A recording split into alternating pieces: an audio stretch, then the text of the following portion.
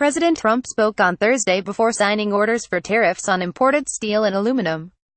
Next to him are, from left, Steven Mnuchin, Treasury Secretary, Wilbur Ross, Secretary of Commerce, Robert Lighthizer, the United States Trade Representative, and Peter Navarro, an advisor on trade. Chip Somodevilla, Getty Images. What economic thinking went into the Trump tariffs announced last week? None at all.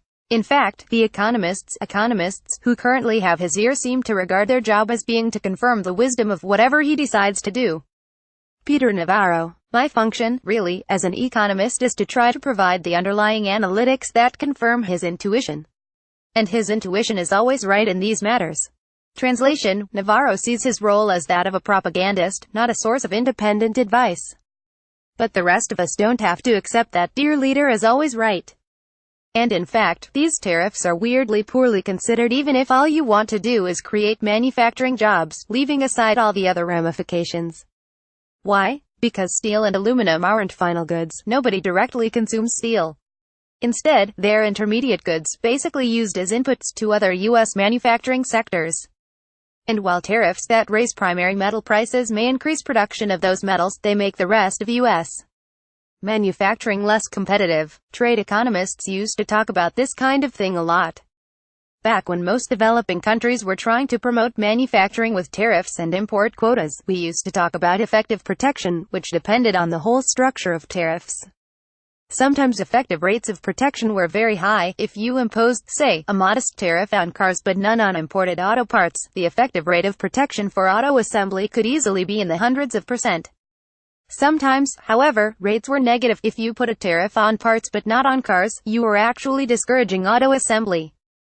Clearly, we can apply this kind of analysis to the Trump tariffs. In fact, there are people out there trying to put numbers on it, although I wouldn't put too much weight on them, for reasons that will be clear in a minute. What I want to do, mainly to scratch my own analytical itch, is briefly sketch out how this story should work in this case. For purposes of this post, I'm going to treat the U.S. as a small open economy facing given world prices. That's not quite right, but I don't think it would change the basic point to make it more realistic. So, let's suppose we put a tariff on steel imports. What this does is raise the price steel producers can charge, and it should lead to a rise in steel output, but steel is used by other manufacturers, say producers of autos, and their costs rise when steel prices go up, shifting their supply curve back and reducing their output. So what is the net effect on manufacturing output and manufacturing jobs? It's not obvious because it all depends on the details. How sensitive are steel output and employment to prices? How sensitive are output and employment in other sectors to costs? People are trying to estimate all this, but I wouldn't put too much faith in those estimates, simply because these are hard questions to answer. And there are further complications once, for example, you take into account possible effects on the exchange rate.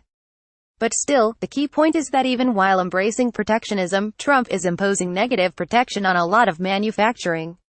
That's hardly the story he wants people to hear, and he's almost surely doing it by accident, out of sheer ignorance, because his advisors aren't in the business of, giving advice. And this is how we risk a trade war?